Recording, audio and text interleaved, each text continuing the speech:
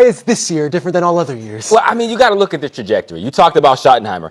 And we judge players based on your ability to perform above expectation. Yep. Coach Schotty did that. I remember when we hired him, everybody was questioning whether or not the Cowboys backed into this Right. deal. How great could he be as an offensive coordinator? And would Dak Prescott benefit or be hurt by the fact that he didn't have the resume of some of the other candidates that we talked about? Then you get George Pickens, who now you have not just a viable number two, he supplants CeeDee Lamb as receiver one. So when you look at the moves they made this offseason, no, they're not all super sexy. They're not all super exciting and splash versions that we have come accustomed to with Cowboys moves, but they feel like the right ones, and they feel like they have that similar trajectory that Schottenheimer brought in the moment he became the head coach. Jeff, it didn't look like he had his best stuff last night, but the Dodgers won anyway. Why do you expect that things will turn around for Scooble as he gets more comfortable in that LA uniform?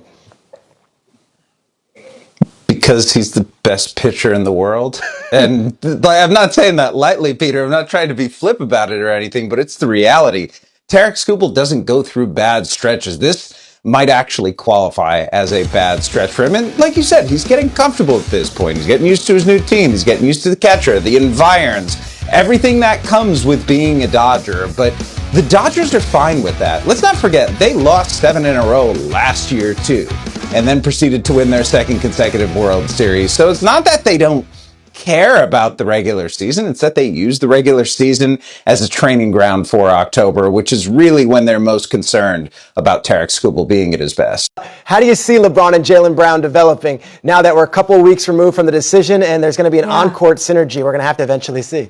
You know, Peter, when I think of the list of questions that I have for the 76ers, that's probably third or fourth down the list. The first has to be health. How many minutes are we going to see the starting lineup play together? And then it's going to be probably more about the synergy between Joel Embiid and Jaylen Brown. And then maybe we get to LeBron James. I'm not that concerned. Here's why. Look back to 2020. When LeBron James was tasked with playing point guard, and what happened? They won an NBA championship in the bubble. And then last year, when LeBron was asked to be the third fiddle, he was comfortable and looked good in that role. So I think the versatility of LeBron there is not something I'm so concerned about for Philadelphia. I think it's more going to be how much time is this team going to get on the court in the regular season? And this is why it's so exciting that the schedule is coming out, because we start to visualize exactly how we're going to see that come to fruition. J-Mac, we went big on Tunzel for the Commanders. Yeah. You could argue the center and that new center exchange with the quarterback might be just as significant for Detroit. I think even more significant for the fact that there's question marks along this Lions offensive line. And you look at what goes for them on offense. Jared Goff, and when he's protected, he goes out and plays like a top 10 quarterback in the NFL. Penei Sewell, their all-pro, all-world right tackle, is moving to the other side of the line of scrimmage. They have competition at guard, a rookie at the right tackle. But there's so many question marks along this offensive line. Mays was brought in to shore up that center spot. So now him going through this injury, not sure when he's going to be back. Now, how do you figure that out to be able to get Jahmyr Gibbs, Amon-Ra, Jamison Williams, all of these guys the ball? Well, there's still a majority of people in the room who favor a 24-team model. And most of the video conference yesterday was spent exploring that. Multiple sources told me that right now they are not analyzing a 20-team model, which is something that has bubbled up quietly, very quietly, behind closed doors. Some people in that room didn't even know that they were talking about it recently. So the 20-team model is not something that's being taken seriously right now, though they did discuss it yesterday. But 24 is something that they learn more about in terms of what it would look like with the academic calendar, the recruiting calendar.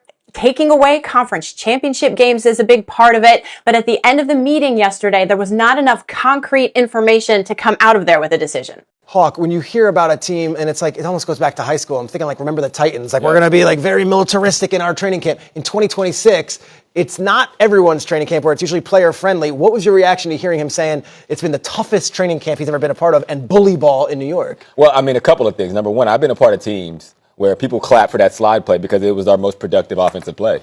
So, nice. In some ways, that militaristic camp where you're building a toughness and a culture in your organization is a good thing for the right team. Now, as far as it pertains to being a bully, right? This is a very young core. You talk about Dart, Neighbors, Scatterboo, all the young players that literally will determine the trajectory of this franchise. It's tough to come in as a freshman and be a bully. And that's what this team is. These are young guys, right? So what you have to establish, even beyond being a bully and having that mentality, is all the decision making, the way you go about your work. And I think that's more the important piece of the culture that Harbaugh has to bring in here, is you have to teach a bunch of young guys that you are leaning on so heavily how to be professionals. We know about Nico Collins, and there were some young guys, but Tank Dell is such a fascinating player. He's expected to return. He missed all of last year. What would he bring to this offense? I mean, he brings separation, which any quarterback will tell you their number one quality they look for in a receiver is their ability to separate. There's two ways you can separate: with speed or your ability to stop faster than your defender. Tank Dell does both those at a really high level. So if you remember early in Tank Dell's career, early in C.J. Stroud's career, they had such a high level connection because those are clear windows for C.J. Stroud. It's my guy versus your guy, and with Nico Collins on the other side, you're going to get a lot of one-on-one matchups. If Tank Dell is healthy and he still separates the way we've seen him early in his career, it could be very special for the Texans offense. Jordan Love, what do you put him in the whole pantheon of quarterbacks, and what do you make of him? Can he carry this team and say, don't worry, Mike is out, but I got us? He's going to have to. I think you look at this offense, and we've continued each year anticipating that Jordan Love is going to take another giant step. Now, Jordan Love is a really good quarterback in our league, but we're talking about Jordan Love potentially being in an MVP conversation. I think it may take that caliber play to get them to where they want to get to be contenders in the NFC. So I think you add the part that Micah Parsons is going to be out. Yes, the defense has been able to plan. They're going to have to do some different things. But also think offensively for Jordan Love, like he's going to have to go out there and manufacture offense, manufacture points, take care of the football, manage the game, and all of those small things to get to where they want to get and welcome Micah Parsons back. Because even if it is week 6, to Graz's point, like the version of Micah Parsons that they're going to need to really win may not be till maybe week 10. I know.